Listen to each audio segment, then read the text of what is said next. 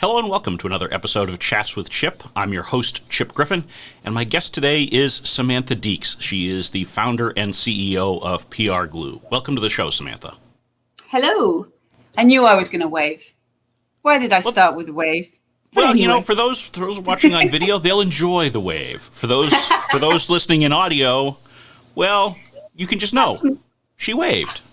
It's a good cheery way to start the show, and who can't use a little bit of cheer? Here in New Hampshire, it's drizzly, rainy, cold this morning, and I mean, you're over in England, so that's how it is pretty much every day, right? Yeah, I knew you were going to say that. I was about to counter with it's a beautiful spring day, but actually, no, it's pretty. You got it pretty spot on. It's pretty dreary. Yeah. Exactly. I mean, that said, I love London. I love the whole area around London. It's just it's beautiful, and I don't mind the rain and the clouds. So, and occasionally the sun does come out, and then it seems particularly cheery. Exactly. It's quality, not quantity. Indeed. So, unfortunately, people didn't tune in to listen to our discussion of the relative weather conditions, so we probably should dive into the meat of it. But before we do, why don't you share a little bit about yourself and your background and a little bit about PRgloo itself? Yeah, sure. So I'm Samantha Deeks. I'm the founder and CEO of PRgloo. PRgloo is a software platform aimed at PR and communications professionals. And our main purpose really is to make their lives a lot easier. So there's a lot of technology organizations out there to sort of help, maximize your understanding of your coverage and provide you with all sorts of wonderful analytics. And we provide analytics too, but what we really focus on is giving you the tools in one place to get the stuff done you need to get done. So we've got tools to help you send out press releases, tools to help you research journalists, tools to help you deal with billions of media inquiries, tools to help you market your own stuff on your newsroom. So we really focus on easy to use tools which will make your life, that much less stressful and hopefully give you a lot of cool intelligence out of the back of it. So that's I think that's a very good place to start. I mean, why did you decide to start PRgloo? I mean, what motivated you to say, this is what the market needs and I'm the one to do it? Yeah, well, that's a really good question. And actually, we just realized that next month is our 6th year birthday. So it's kind of a good time to start. Thank you. So, yeah, why did we start to do it? Well, I had actually been involved in a previous startup which did this sort of thing, which got bought by NASDAQ. This is back quite a few years now. And we had a really great relationship with our customers. And we provided these tools that, no one else provided. And also no one else cared to provide because sometimes they weren't seen as the particularly sexy area. But our customers loved it because it saved them so much time. So after we got bought by NASDAQ, as with any small company going into a larger corporate environment, there were a lot of challenges, a lot of changes. And I think the real sort of ethos of what we were trying to do with the product got lost. So after a sort of a too complicated to go into process, we kind of extracted ourselves from NASDAQ, and we decided, I decided then to found PRgloo and to do things the way that I'd kind of always wanted to do. So I had hundreds of hours of speaking with our customers and finding out what made them tick and what their challenges were. And I just felt like that I'd never got a chance to put all of that kind of product gold into a platform and have it designed and built the way I wanted it to be built. So I took the opportunity. I made some fantastic relationships with some great developers, fantastic designers, some people I'd worked with under periods of high stress for the past, 4 or 5 years that I just knew how well we would work together as a team. And we kicked off with nothing. We kicked off with what they call sweat equity. So we had a small core group of people. Everyone worked for equity in the company. We got our first prototype done in 8 months. We had our first commercial model then at about 13 months old. And we kicked off with some pretty big customers here in the UK, which was great because they had I had worked with them before and they trusted kind of the approach that myself and my colleagues took to producing stuff. And we went ahead and we built it. So I think really the short answer was there was unfinished business. I had all these great ideas and great feedback, and they had no home. And I just had this stupid idea that if I built it, they would come. Right. So, I mean, look, the PR community, generally the agency community, which is largely who listens to me, they've used media databases and those kinds of things for a long time. And I think that you and I can probably agree that historically people have sort of had a meh relationship with media databases. And it's tough because, we know, and someone I've been in the media intelligence business myself, I know how difficult it is to keep them up to date because people are always, changing jobs, and particularly in the current media environment. So, how do you overcome some of that, and how have you thought about it differently from, the old-fashioned media databases that people sort of held their noses and purchased because they had to?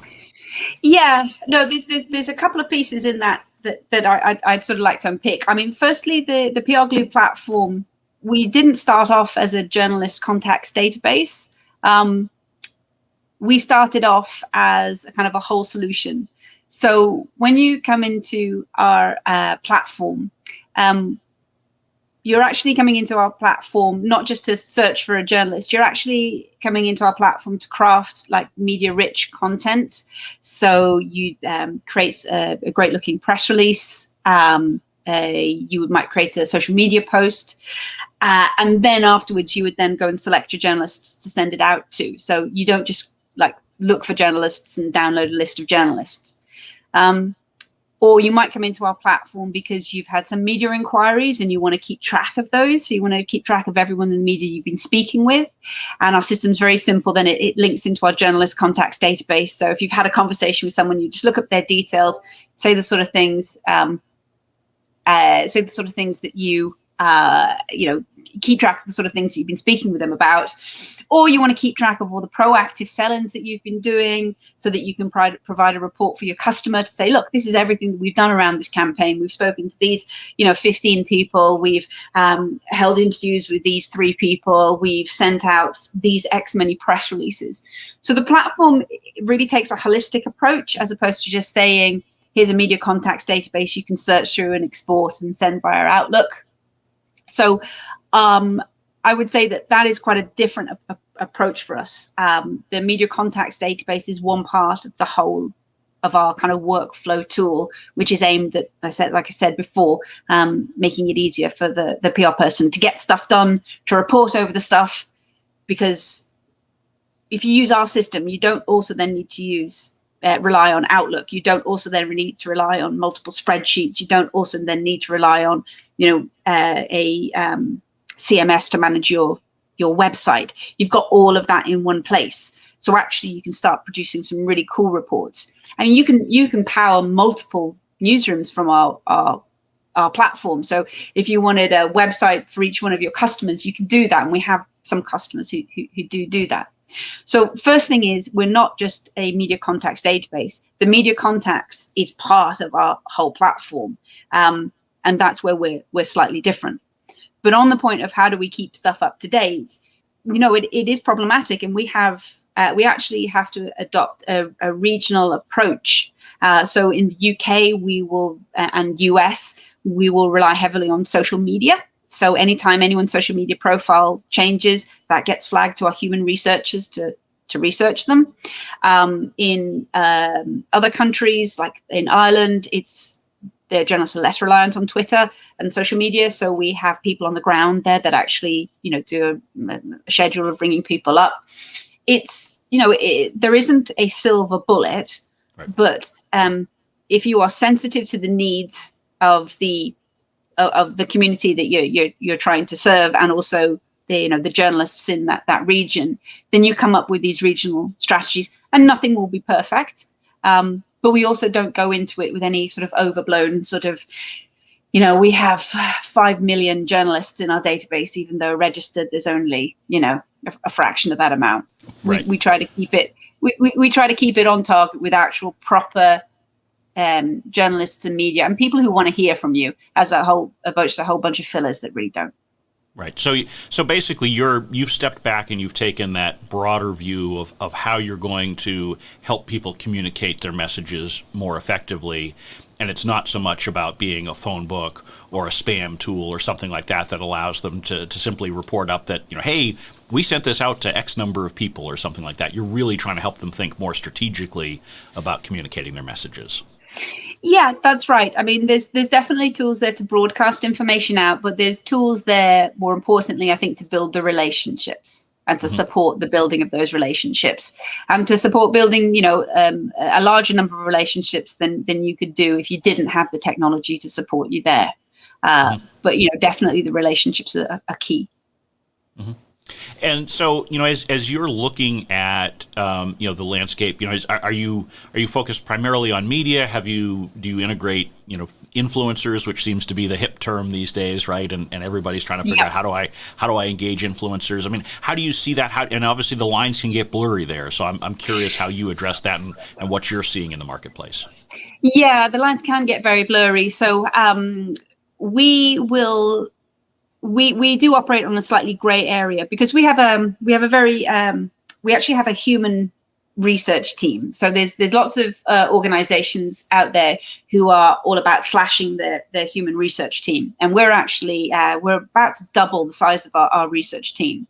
So we have this sort of, we rely on technology to help us kind of find the potentials for inclusion into our database.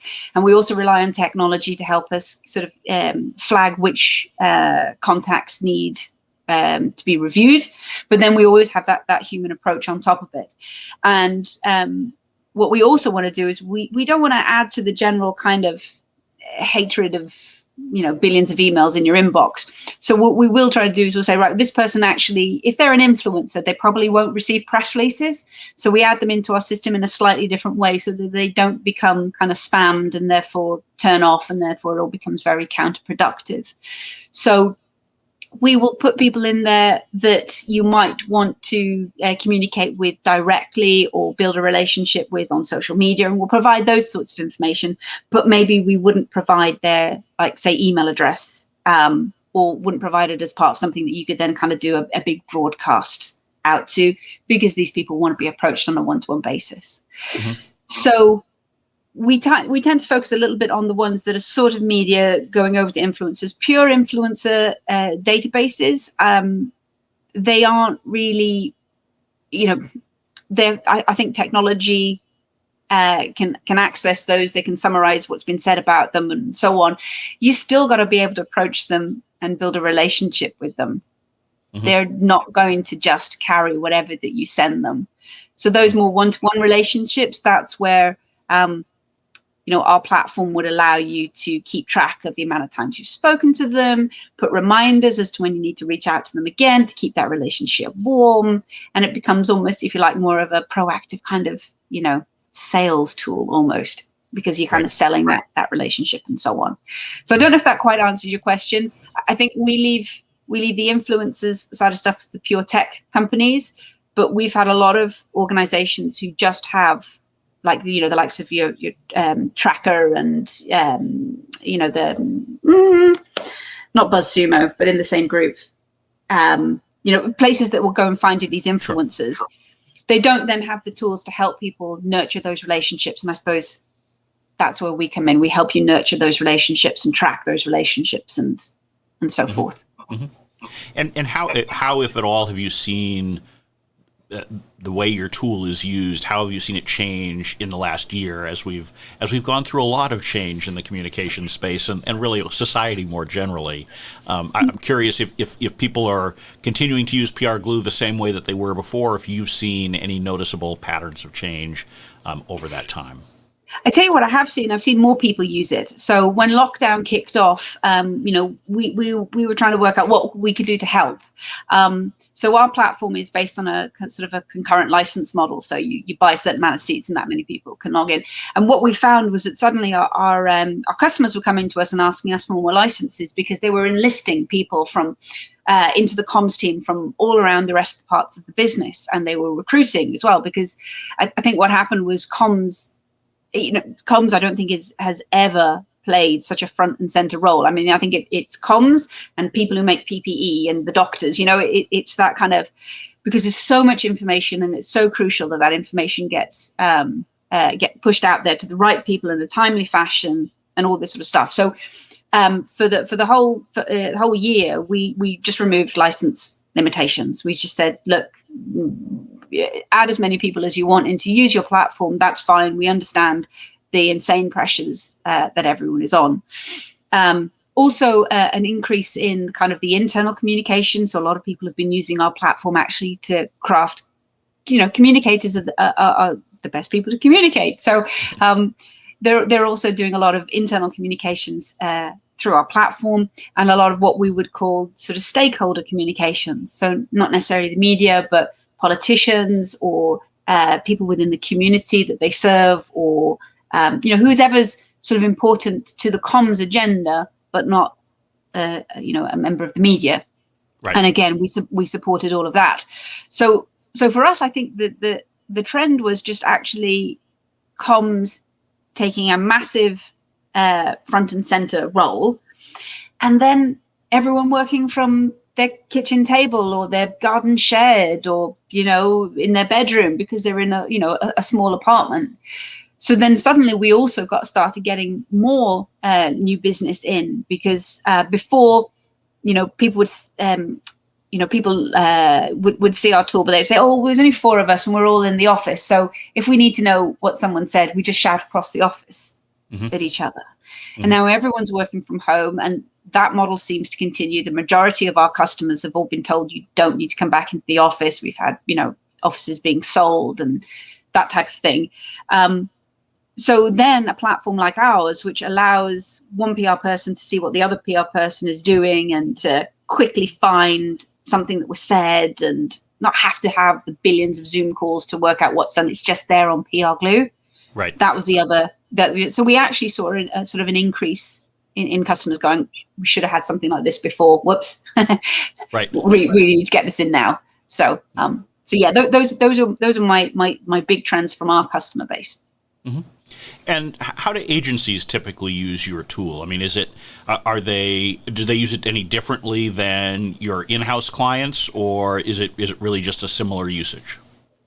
It is slightly different. And how the agencies would use our system would be, so for example, we have a good few agencies. They have multiple clients, so they will use our system to push out press releases branded in different ways to the different clients.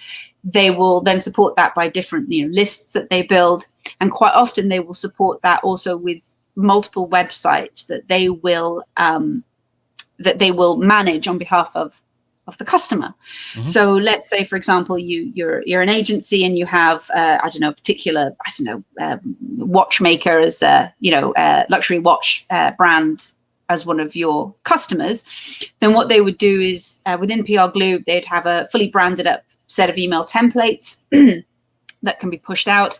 Those will then power a fully branded little microsite where all of the images and the videos and the press releases and the contacts and any other information about that brand will live, but it will actually be managed. The content and everything will be managed by the PR agency.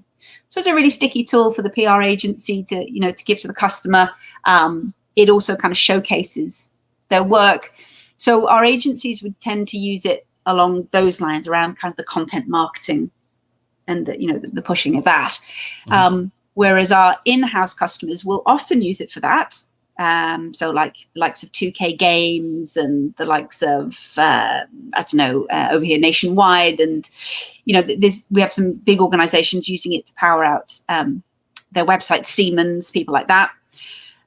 But those organizations, especially when it's an in-house team, they will also use our platform to keep track of all of the media inquiries that they get, and to keep like a centralized place where all of their approved sort of statements or kind of lines to take would be held, to really help on the whole kind of reputation management, issue management side of things. Whereas our PR agencies tend to be more kind of proactive sort of comms. Our in-house teams are a mixture of reactive and proactive. They're basically under the massively scrutinized, so they have to deal with all of the horrible issues, but then they use the proactive elements to push out their kind of proactive stories. Right. Now, you've mentioned that you obviously got started in the UK market, but you've also talked about the US and Ireland. What markets are you currently serving from a client-based perspective, and obviously also from your data perspective? Yeah, you've just pretty much listed them, to be fair. So it's UK, Ireland, and the US. I actually can listen. I mean, regular listeners are stunned to know that I actually listen when I'm having these conversations, and I don't just spout off my thoughts. So I'm glad I was paying enough attention to get that. Yeah, no, I mean that very much is us, and we also very much pride ourselves. Actually, we've just had one of our founder members has just moved to Australia, so she's now currently starting up kind of PRgloo Australia, which is also quite good for us because it means like time zone wise we have quite a wide range of coverage for customer service and so on. But yeah, so those are our main markets at the moment. Yeah. Well, since you just brought up that Australia may be in your future, what else is in the future for PRgloo? And it's just the two of us, so you can share your deepest, most secret plans. Yeah. No, so for us, it's all along this same route. What can we put in the platform that would help people do the things they need to do?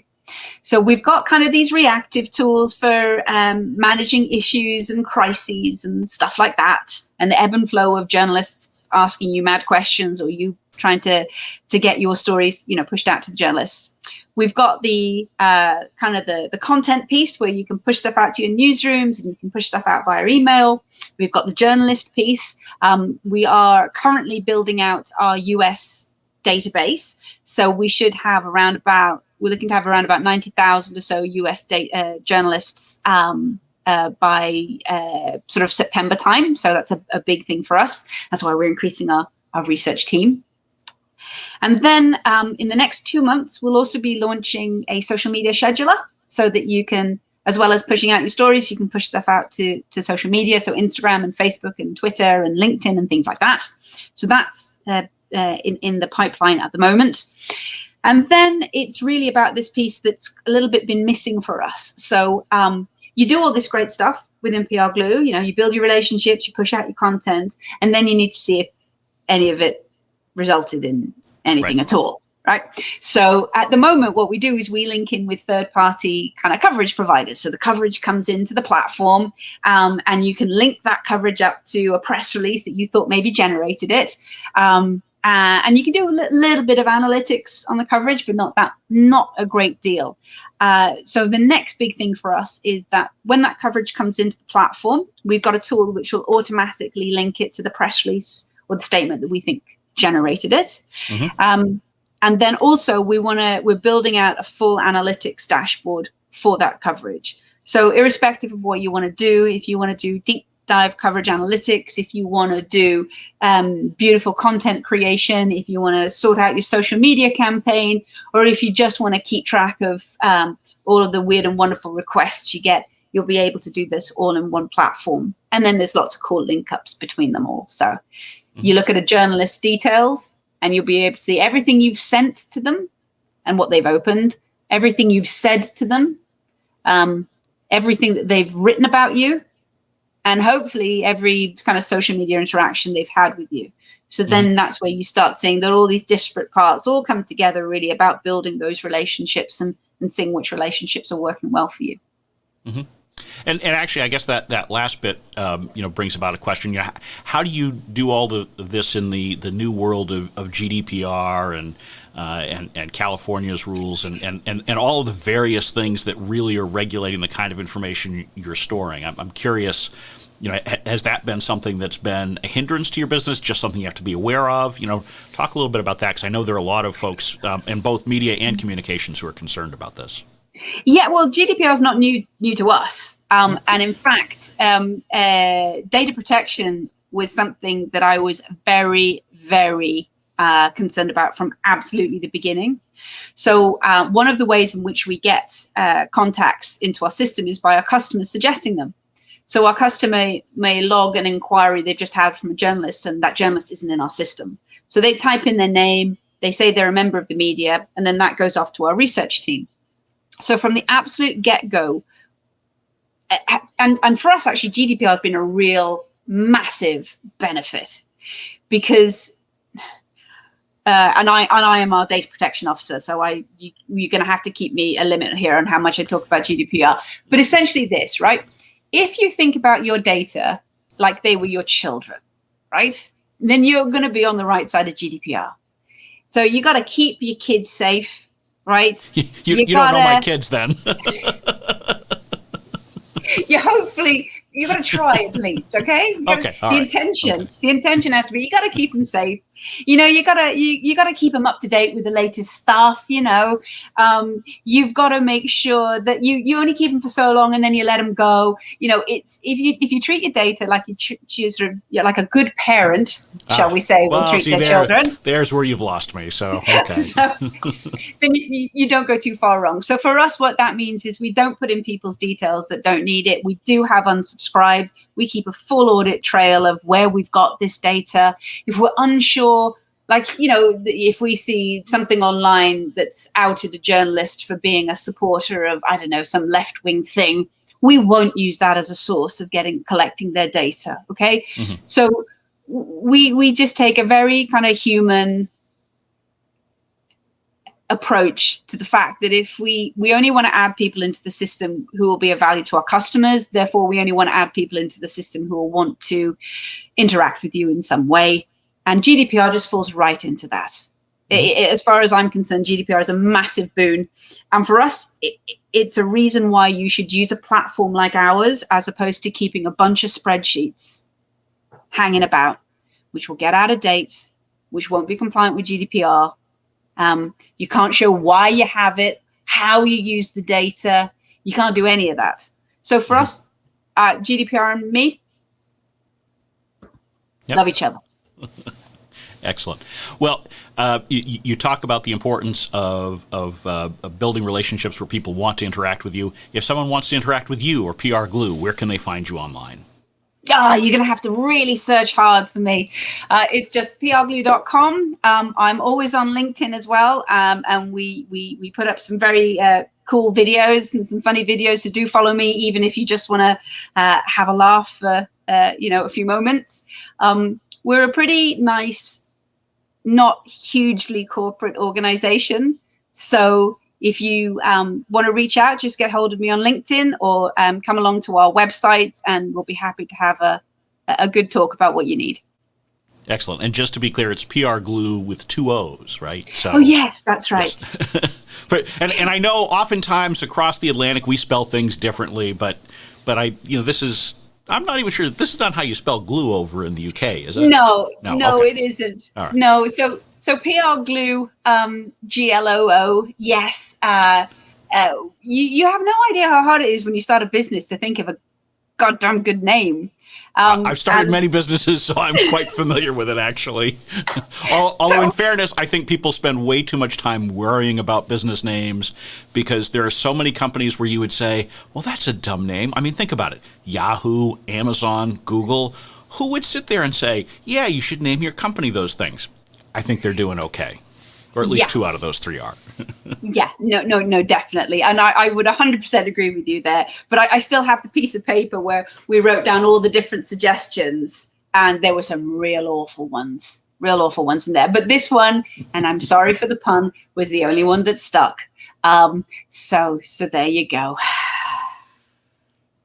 On that note, Samantha Deeks, the founder and CEO of PRgloo, PRgloo, has been my guest today. It has been a great conversation, Samantha. Thank you for joining me, and thank you, everyone, for listening. I encourage you to check out PRgloo to learn more, and I encourage you to come back and listen to next week's episode. Thank you so much.